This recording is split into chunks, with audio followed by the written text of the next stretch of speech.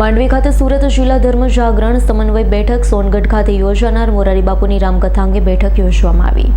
Mandvi forest rest house ખાતે સુરત જિલ્લા ધર્મ જાગરણ સમન્વય બેઠક યોજાઈ હતી, જેમાં સોનગઢ ખાતે સંત શિરોમણી મોરારી બાપુની રામકથા તારીખ 8/3/2025 થી તારીખ 16/3/2025 સુધી યોજાવાની હોય.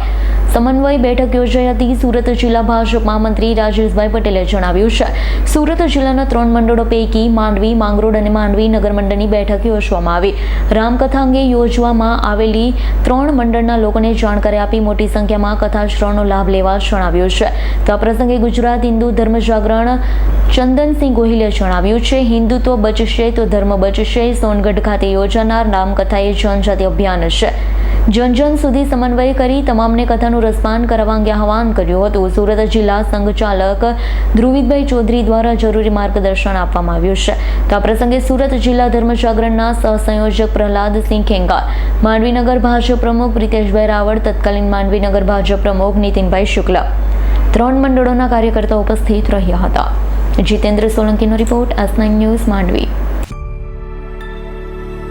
અમારી તમામ માહિતીથી અપડેટ રહેવા માટે જોડાયેલા રહો S9 ન્યૂઝ સાથે.